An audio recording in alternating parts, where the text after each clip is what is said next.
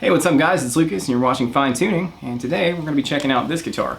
So this is my dad's personal Carvin CT4, which is their California carve top model.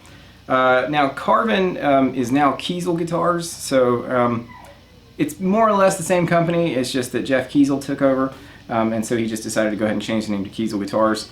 A lot of the same guitars like this you can still get in one form or another, and they've just added a bunch of new stuff as well. But anyway, they have had a history of making some really cool stuff, and this is no exception. So let's just give you the quick rundown on it here. This guitar is completely stock other than the strap locks, and I just did a setup on it for my dad, but other than that it is completely stock.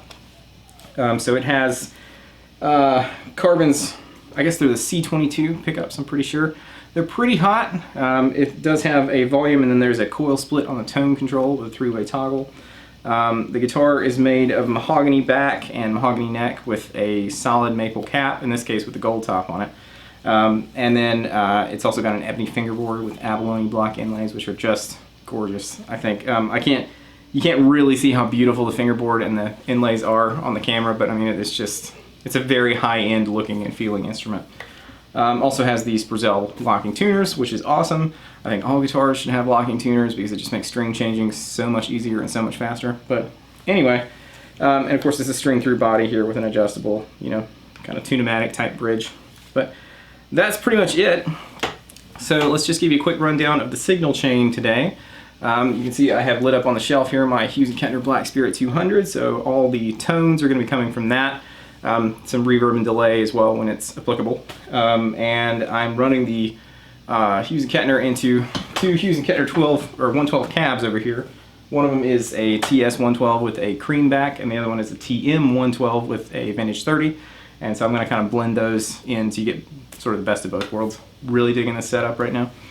I've got a couple of effects on the floor that I'm running through just for some buffers, but I'm not really using anything. Pretty much everything you're hearing, including the delay and reverb and stuff like that, that's all coming from the amp. So we're going to start with a clean sound, and forgive me, these are 8-gauge strings. This is what my dad wanted, and I'm still really getting used to 8s. Like I'm trying to figure out how to wrap my head around how to play 8s because I played really heavy strings for so long. So I'll try to keep it, under control. But anyway, so starting with some clean sounds. Keep in mind, like I said, the pickups are pretty hot. So on the humbucking settings, even with a really clean amp sound, if I start to dig in a little bit, it'll break up. But anyway, here we're starting with our bridge pickup on a clean sound.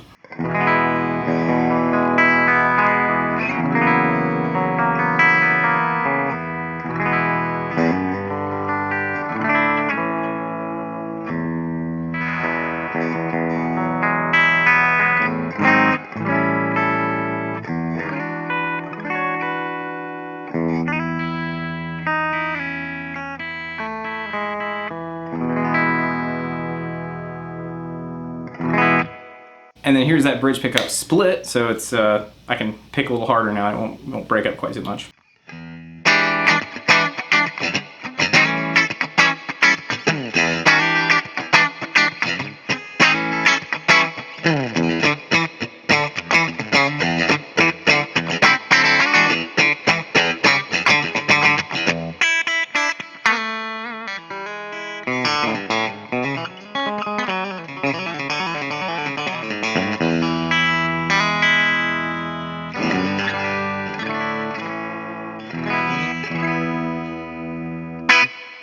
Here is both pickups together in humbucking mode.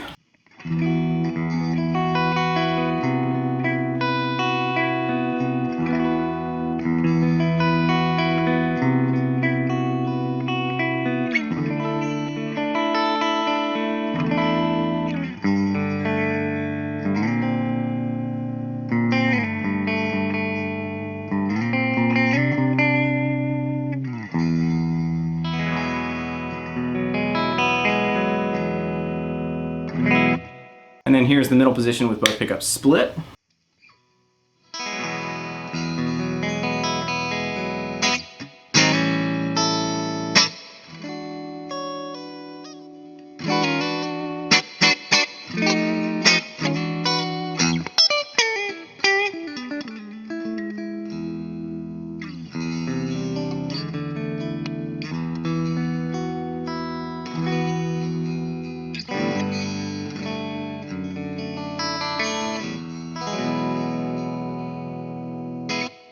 And here is the neck pickup in humbucking mode.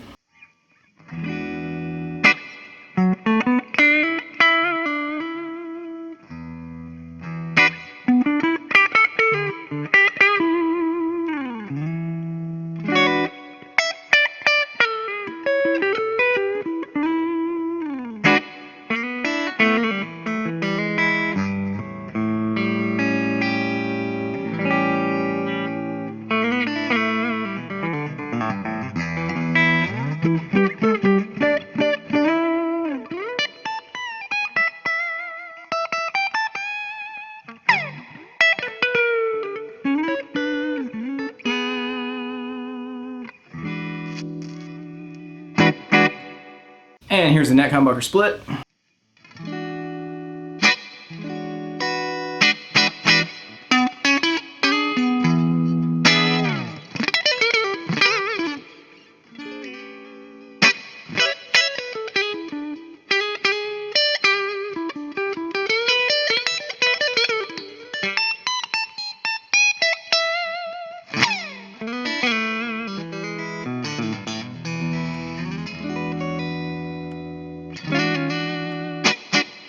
Alright, so now we're kind of rocking like a Marshall Plexi level of gain here, so kind of classic rock sounding.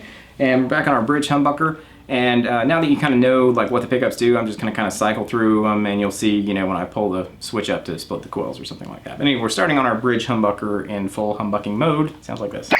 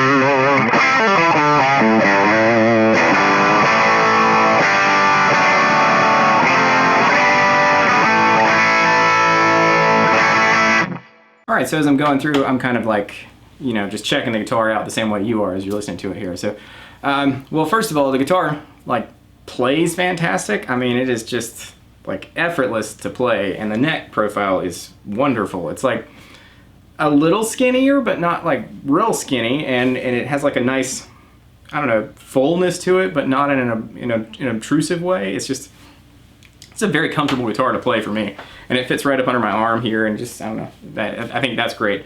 I like the humbucker sounds when it's, you know, full humbucking mode. I think they sound like fat and tight in the bottom end, and they've got like kind of a compressed sort of reminds me of like a super distortion type sound. Now in the split mode, if I'm being completely honest, the output is pretty reasonable. I think like it doesn't seem like super wimpy when you go to split mode because the humbuckers are hot, but they are like really bright and kind of clanky. So I mean, you could probably, you know, mediate that by just rolling down the tone control, but to me that's the weaker point of the two things. But I think in general, overall, you know, with a little tweaking with your knobs and stuff like that, like the guitar is sounding really good. As I mentioned, the pickups are quite hot, pretty throaty. I bet this is coming in at least 12 or 13K. So that begs the question to be asked, of course, will it do chugga-chuggas? And I haven't chugga-chuggaed in a while, so my hand's probably out of shape. But I'm gonna turn on like some more ganache, and let's see if it gets Petrucci-esque.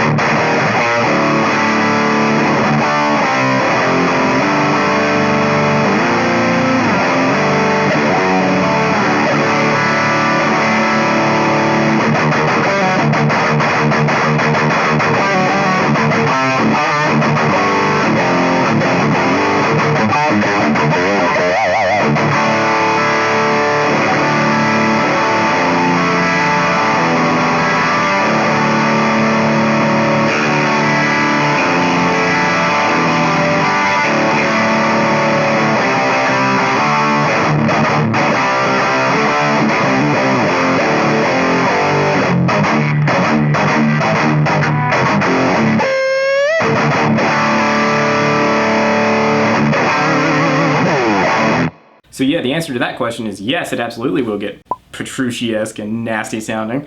To me, it feels like that's what the guitar wants to do. Like, man, like when I started picking through those big arpeggiated chords and that sort of drop tuning thing, like it really just fills out there. You can't really tell because you're not in the room with me. Man, it's like filling out everything in this room. It sounds three-dimensional AF.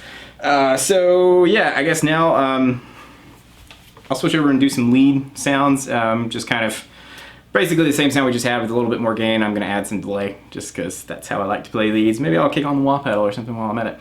But yeah, if I had to give this guitar like a rating, I don't know, probably 8 out of 10, man. I don't know that, I mean, like you could get a little nitpicky about the push-pull thing, but you could always put in a different set of pickups. But like playability and like just the way it feels and the way the guitar resonates. I mean, it's really alive. Like, I mean, it's just like vibrating my whole body when I'm playing it.